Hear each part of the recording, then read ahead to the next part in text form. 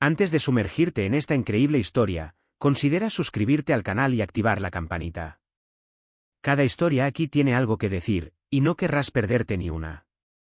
Ella fregaba el suelo mientras sus hermanos comían, y entonces un millonario le cambió la vida. En un suburbio polvoriento de Detroit donde las calles están llenas de baches y las casas parecen doblarse bajo el peso del tiempo, había un callejón olvidado por el GPS y los servicios municipales. Al final de este callejón sin salida agrietado, oculto tras una valla oxidada y arbustos secos, se alzaba una casa con persianas desvencijadas, un techo lleno de agujeros y ladrillos ennegrecidos por los sucesivos inviernos. Aquí es donde vivían Emily Carter, una niña de 14 años a la que nadie conocía realmente. La familia Carter era una sombra de lo que era después de la repentina muerte de Lisa Carter la madre, arrebatada a los pocos meses por una leucemia agresiva. Antes, la casa vivía con las risas de los niños, el olor a tarta de manzana y los besos en la frente a la hora de dormir. Pero todo eso se había apagado. De repente. Como si alguien hubiera desenchufado. El padre Robert Carter, un ex trabajador de una fábrica de autopartes, se había desplomado. El día que le entregaron la urna funeraria, algo en su interior se rompió para siempre. Desde entonces, deambulaba entre el sofá derrumbado de la sala y el refrigerador vacío, mirando fijamente las paredes descoloridas, con una botella de whisky barato como compañía. Apenas hablaba. A veces murmuraba el nombre de su esposa. Otras veces, gritaba en sueños, como si los recuerdos lo persiguieran incluso en sus sueños. Emily no se había dado el lujo de desmoronarse. En una noche, había pasado de hija a madre, de hermana a sirvienta, de soñadora a pilar. Había dejado la escuela sin siquiera pensarlo. ¿Quién más iba a preparar el desayuno, a revisar la tarea, y peinar los rizos indomables de Daniel? Cada día seguía al anterior como una copia pálida y repetitiva. Al amanecer, Emily se levantó antes que todos, temblando en su habitación mal aislada, y bajó a la gélida cocina. El suelo estaba cubierto de manchas antiguas, migas olvidadas, huellas húmedas. Tomó una palangana con agua fría, una esponja gastada que le lastimaba los dedos, y frotó metódicamente. No porque nadie se lo pidiera, sino porque era su manera de conservar un atisbo de dignidad en medio de aquel caos. Mientras ella se arrodillaba, sus hermanos se sentaron a la mesa, despreocupados. Se peleaban por el último tazón de cereal o se reían de algún chiste del colegio. No se daban cuenta del peso que Emily llevaba encima. No veían sus dedos agrietados, sus muñecas hinchadas, sus ojeras demasiado pronunciadas para una niña de su edad. Ellos seguían siendo niños. Ella no. Sus manos se habían endurecido como las de una lavandera de antaño. Los jabones baratos que usaba le habían carcomido la piel, y sus uñas, siempre rotas, mostraban las cicatrices de la limpieza incesante. A media mañana le dolía la espalda, a menudo encorvada. Pero no decía nada. De todas formas, no tenía a quien quejarse. Emily vivió en silencio, un silencio denso y pesado la envolvió como una manta gris. Se había convencido de que su dolor no importaba, de que su papel era mantenerse firme mientras todo se derrumbaba a su alrededor. Hablaba poco. Solo lo suficiente para recordarle a Jacob que se pusiera un abrigo o para tranquilizar a Daniel cuando tenía una pesadilla. No había reído en meses. Había aprendido a hacerse pequeña. Invisible. A escabullirse cuando su padre empezaba a gruñir. A hablar en voz baja para no perturbar el frágil equilibrio de la casa.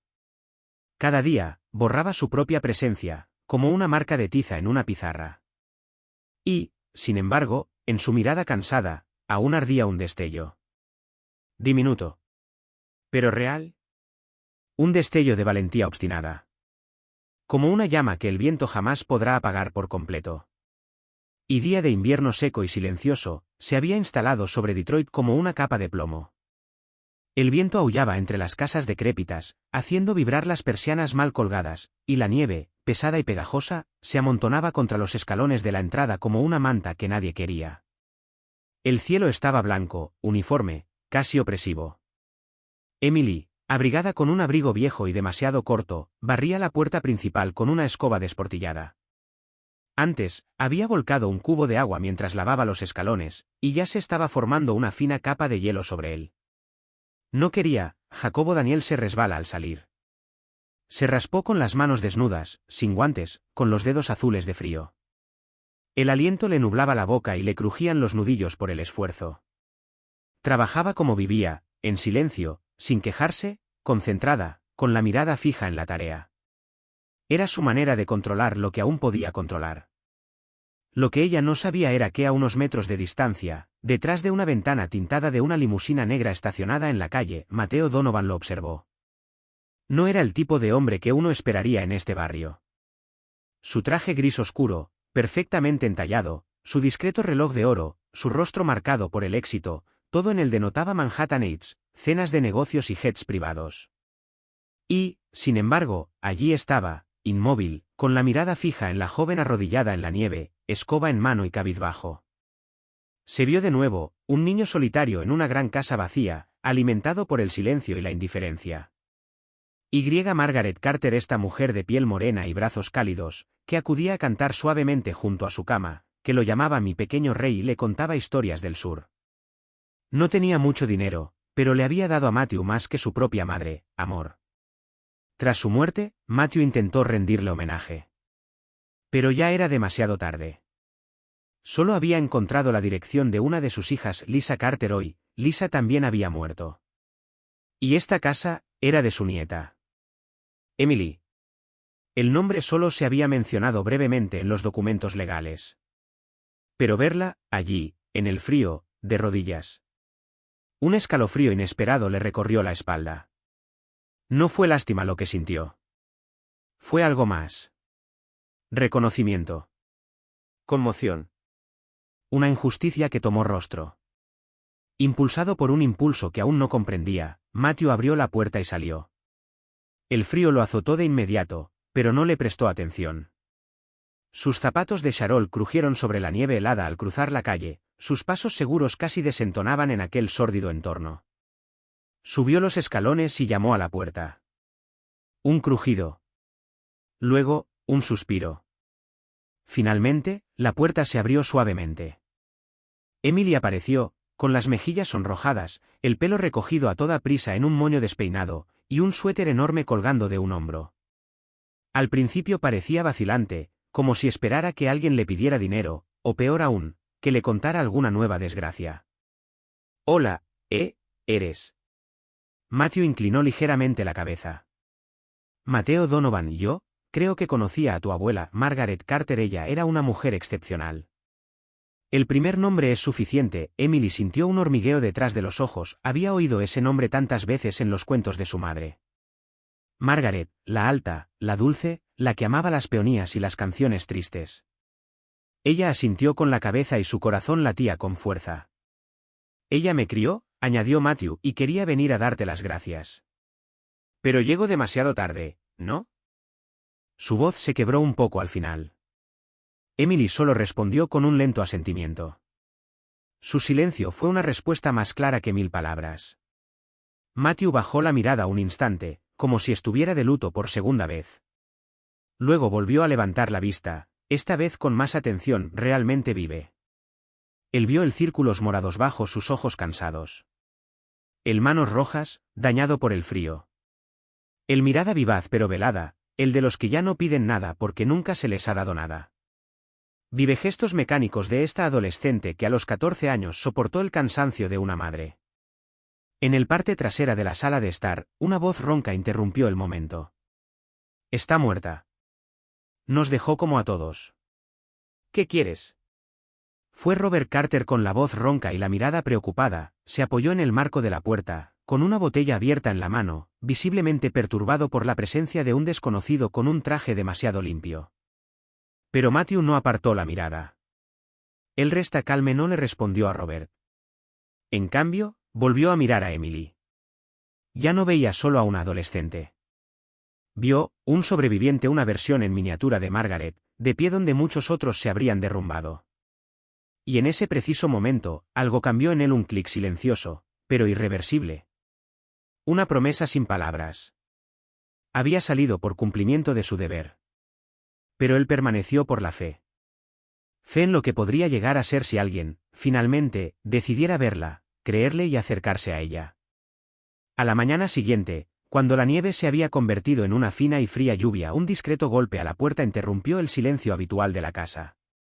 Emily, que doblaba la ropa de sus hermanos, colocó las camisetas aún húmedas sobre la cama. Bajó con cautela, mirando rápidamente hacia la sala de estar, donde su padre roncaba, desplomado en el sofá, mientras la botella se le resbalaba lentamente de las manos. En los escalones empapados, un hombre en uniforme, el mensajero, le entregó un sobre de crema gruesa y pulcra, sellada con lacre y las iniciales, MD. No esperó su firma. Le dedicó un pequeño gesto con la barbilla y se marchó sin decir palabra. Emily se quedó congelada por unos segundos, con el sobre en sus manos y el corazón latiéndole con fuerza. Nunca recibí una carta, no a su nombre, no en esta dirección, y menos aún entregado por mensajero. Regresó a su habitación y cerró la puerta en silencio. Se sentó en la cama, con las rodillas contra el pecho, y con las yemas de los dedos abrió el sobre, despacio, casi con miedo. En el interior, papel grueso, con una escritura limpia y elegante. Querida Emily. Vi en ti una fuerza que no puedo ignorar. Mi deuda con tu abuela es eterna, pero es a ti, hoy, a quien quiero pagártela. Si lo eliges, te espera un camino diferente. Un colegio privado. Una vivienda digna. Una familia anfitriona cuidadosamente seleccionada, con personas que te escucharán, te apoyarán y te respetarán. No te prometo una salida fácil. Te ofrezco una oportunidad. El resto dependerá de tu elección. Marilyn. Releyó la carta varias veces, con los ojos empañados. Le temblaba la mano. Respiraba entrecortadamente. No sabía si era miedo o esperanza, o una violenta mezcla de ambos. Luego, sin pensarlo, lo dobló en 4, abrió la funda de la almohada y la deslizó debajo, como un secreto sagrado. Como una joya demasiado preciosa para ser mostrada. Durante 3 días ella no se lo contó a nadie. Por la mañana, se levantó como de costumbre. Preparó el cereal de Jacob, le quitó la corteza a la tostada de Daniel y lavó el piso de la cocina de rodillas, mirando las baldosas como si cada una tuviera una respuesta. Se obligó a mantener esta rutina tranquilizadora, como si negarse a pensar. Literalmente la protegió de una elección demasiado grande para ella. Pero cada noche, cuando la casa se quedaba dormida, ella deslizaba la carta bajo sus dedos, la tocaba, la releía en silencio, mientras las lágrimas corrían silenciosamente por sus mejillas. Una pregunta seguía surgiendo. ¿Y si fuera cierto? ¿Y si mi vida pudiera cambiar? La 4ª mañana, se levantó más temprano de lo habitual. El frío seguía azotando, pero algo había cambiado en el aire. Bajó a la cocina, cogió el saco de patatas y un cuchillo viejo y desportillado, y se sentó a la mesa. La radio, como siempre, crepitaba de fondo, pero ella no la escuchaba. Su mirada se deslizó lentamente hacia la ventana. El cielo, por primera vez en semanas, estaba claro, un azul pálido, tímido, pero real. Ya no llovía ni nevaba. Solo una luz fría pero suave, que bañaba la habitación con una claridad inusual. Ella dejó de cortar. Ella dejó el cuchillo. Cerró los ojos. Y en el silencio de la cocina, susurró, con una voz casi inaudible. Mamá, si me puedes escuchar, voy a decir que sí. Sus manos aún temblaban. Pero esta vez, no era de miedo. Era de determinación. Esta palabra sí, vino de muy lejos. De un lugar dentro de ella que creía extinguido. Pero él estaba allí. Y acababa de cambiar su destino. La transición fue difícil. Emily se fue a Detroit una mañana gris, llevaba algo de ropa y un viejo cuaderno de su madre en un bolso desgastado. No lloró al salir de casa. Pero su corazón parecía desgarrarse de un mundo que conocía demasiado bien. Jacob y Daniela había abrazado sin entender realmente qué significaba. Robert, su padre, no estaba allí esa mañana. No había querido estar. Ella fue llevada a Ann Arbor, un pueblo más tranquilo, más verde y más ordenado. Allí, en una calle bordeada de arces, descubrió una casa con un porche lleno de flores y olor a pan caliente. Era el hogar de señora Lynn Bradford, una mujer viuda de cabello plateado y mirada dulce, es profesora de literatura en la Universidad de Michigan. No era rica, pero tenía un corazón generoso, manos que sabían consolar y una paciencia infinita. En esta casa, Emily descubrió por primera vez qué significaba seguridad. A habitación toda para ella sola, forrado con libros de todo tipo, con una lámpara de noche que no parpadeaba. Una cama caliente, un escritorio de madera, una ventana a través de la cual se podían ver las estrellas por la noche. Todos los días, la señora Bradford preparaba té y leía en voz alta pasajes de Virginia Woolf o Toni Morrison. No hacía demasiadas preguntas. Esperaba a que Emily hablara de sí misma. Y Emily, poco a poco, empezó a escribir. Tiene leer, tiene sonrisa. Regresar a la escuela fue un shock al principio. Durante los primeros días, se quedaba al fondo de la clase, en silencio, con suéteres desteñidos y jeans holgados. Pero en cuanto entregaron las primeras tareas, los profesores lo entendieron. Inteligencia viva, en lógica clara, en sed de aprender. Todo era transparente. No hablaba mucho, pero cuando lo hacía, siempre daba en el clavo. Analizaba textos con una madurez poco común, planteándose preguntas sobre la historia de las leyes, sobre los derechos, sobre sistemas olvidados. Quería comprender, mundo que había permitido su sufrimiento, y cómo podría, un día, cambiar las reglas. Matthew Donovan, por otro lado, lo seguía todo desde lejos. No llegó. No invadió. Pero, él sabía cada trimestre, un expediente llegaba a su escritorio, boletas de calificaciones, notas, comentarios, fotos oficiales de la clase. Los leía con el rigor de un financiero, pero con el corazón de un padre. No tenía hijos. No quería tenerlos. Pero Emily se había convertido, sin darse cuenta, su mayor obra. No quería que ella se sintiera en deuda. Solo quería proteger el camino, sin jamás imponerse allí. Pasaron los años. Tiene 18 años. Emily recogió una beca completa en la Universidad de Columbia, en Nueva York. Estudió la bien y el políticas sociales. Fascinada por el funcionamiento del sistema, quería comprender cómo los niños pueden ser olvidados, cómo las familias se desintegraban sin que nadie les ayudara. Quería ser quien reescribiera las reglas. Tiene 26 años. Ella fue elegida uno de los miembros más jóvenes del Comité Nacional para la Reforma de la Protección Infantil. Su nombre circulaba en la prensa comercial, en los pasillos del Senado. Se decía de ella que tenía una forma de hablar única, suave, pero firme. Clara, pero conmovedora. Una tarde de primavera, en un gala de Nueva York organizado por una fundación para la educación de las niñas, Emily habló. La sala estaba abarrotada. Periodistas, benefactores, políticos, todos vestidos de negro y claro. Emily subió al escenario, elegante, con el pelo recogido y un vestido sencillo. Sostenía un pequeño discurso doblado en la mano, pero no lo leyó. Ella miró hacia arriba. Y habló. Crecí lavando pisos mientras mis hermanos comían. No me maltrataron. Pero era invisible. Invisible para la escuela. Invisible para el Estado. Invisible incluso en mi propia casa. Entonces, un día de invierno, llegó un hombre. Él no me salvó. Él no me obligó a hacer nada. Él me contactó y me dejó elegir. No es el dinero lo que cambia una vida.